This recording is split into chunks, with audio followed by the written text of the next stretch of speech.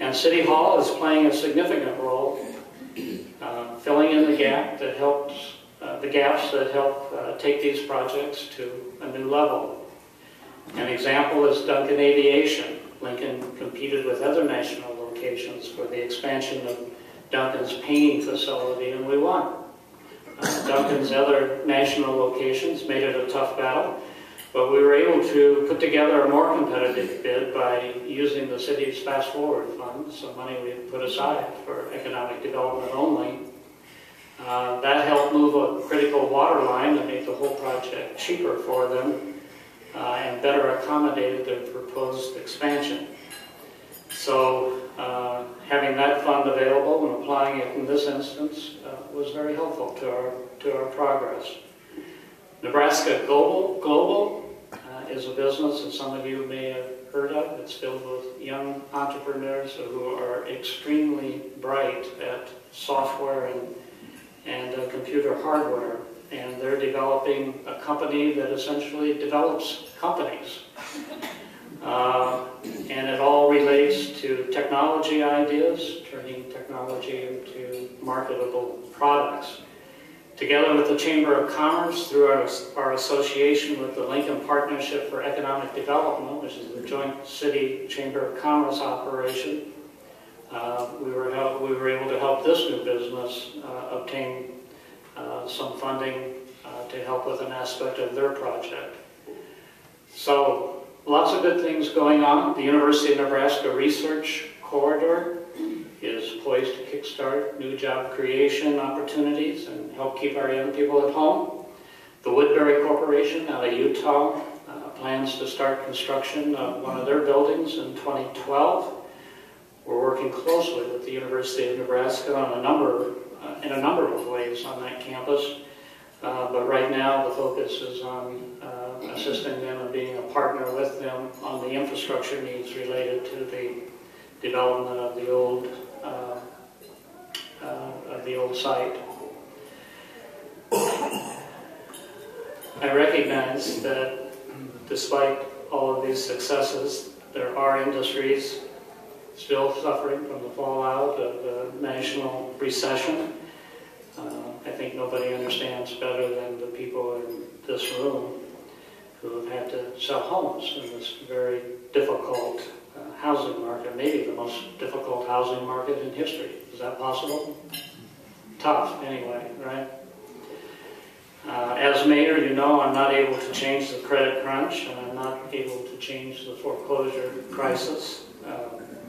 But I can try to be on the good side of local issues that make the housing market better for local realtors. Among other things, infrastructure, of course, is one of those components related to neighborhoods and the building of housing that's key also to economic growth generally. And we're making great strides there. We made, as you know, in the last budget, a big investment in the future of the city by making a big investment in the building of roads, repair and renovation of roads, and the building of new roads. And between last year and this year, 15 miles of resurfaced arterial roads will be worked on, have been worked on, and will be worked on around the city. So you can look forward to barricades here and there and everywhere. That's a no-win situation for me. If the roads deteriorate, it's hell. If the barriers are all over town, it's hell too. But we are on the path to being in a better situation with regard to road infrastructure. We are now even posed with a little more extra help here, helping ourselves a little bit more with coming up with necessary funding for the South Beltway when the state and federal government indicate to us that we need to come across with our match. The expansion of Northwest 48th Street and the development, the emphasis on economic development at the airport has been a goal in recent times and is now becoming a very realistic goal. The other streets across the community, including the downtown, there will be massive road work in the downtown area next year. But all of these projects that have been on a list for a long time and we never get to them, we will get to, and they will not be out there in the distant future, but will be done in the next few years. Cutting the red tape for faster development is another component that helps your industry. The bureaucratic process that stifles entrepreneurship, in fact, I think is becoming a tale of the past in this city. The new Development Services Center is breaking down the barriers that used to force entrepreneurs to spend more time at City Hall than they did out there building the future. A few months back, I received a letter from a fellow named Michael Smith, the Vice President of Development at Pedcor, which is an Indiana-based company, who stated that our city's customer service orientation for business development was unmatched in any of the 14 states in which they worked. CVS Pharmacy gave a similar message to our Development Services Center manager, Fred Hogue.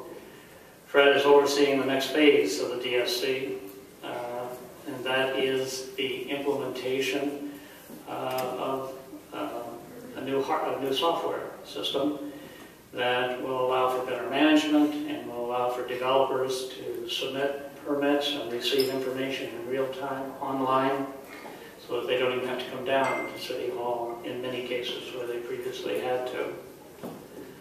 So how has City Hall accomplished all this? You know, the answer is we haven't. Because we can't do it all by ourselves by any means. We need the leadership of a thriving business community and all the elements of that business community to have a shared vision of the future, to feel the need for progress, and to work with us on the things that together we can make happen in this community.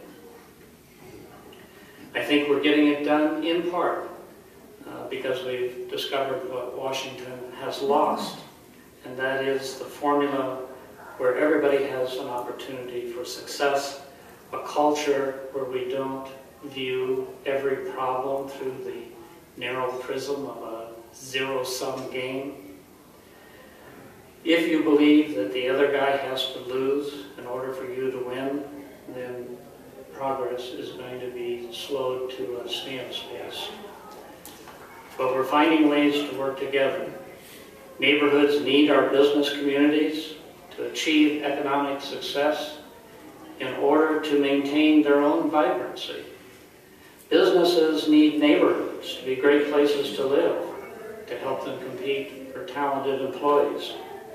Parks and library supporters need budget hawks to advocate for city government efficiency and savings so that our quality of life amenities are not continually slashed.